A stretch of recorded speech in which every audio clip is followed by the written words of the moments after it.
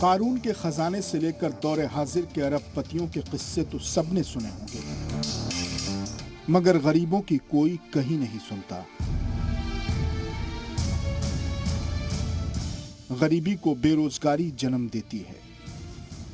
امام علی فرماتے ہیں کہ بے روزگاری اگر انسان کی شکل میں آتی تو میں اس کا قتل کر دیتا۔ وکاس کے نعروں کے بیچ اگر نوجوان ڈگریوں کا بستہ لیے روزگار کی تلاش میں در بدر بھٹک رہا ہے تو اس کی ذمہ داری کس کی ہے، یہ کون طے کرے گا؟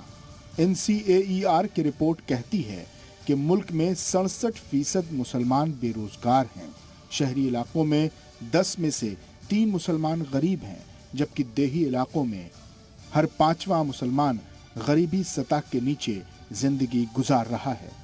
امید کی کمزور ڈال پر بیٹھے بے روزگار نوجوانوں کی رات پہاڑ سی ہے۔ صبح کے اجالے کی امید دور دور تک نظر نہیں آتی۔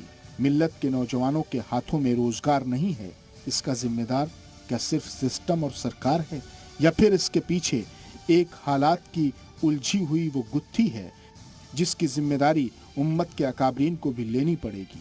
تعلیم برائے روزگار کا کیا انتظام ہے؟ آزادی کے بعد کتنے ادارے ایسے کھولے گئے جس نے ملک کو پروفیشنلز دیے؟ گننے پر آ جائیے تو انگلیوں کی گنتی بھی پوری نہیں کر پائیں گے۔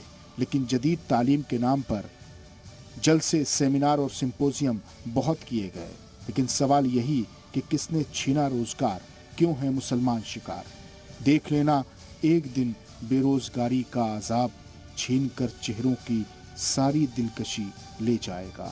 بیورو رپورٹ، زی میڈیا۔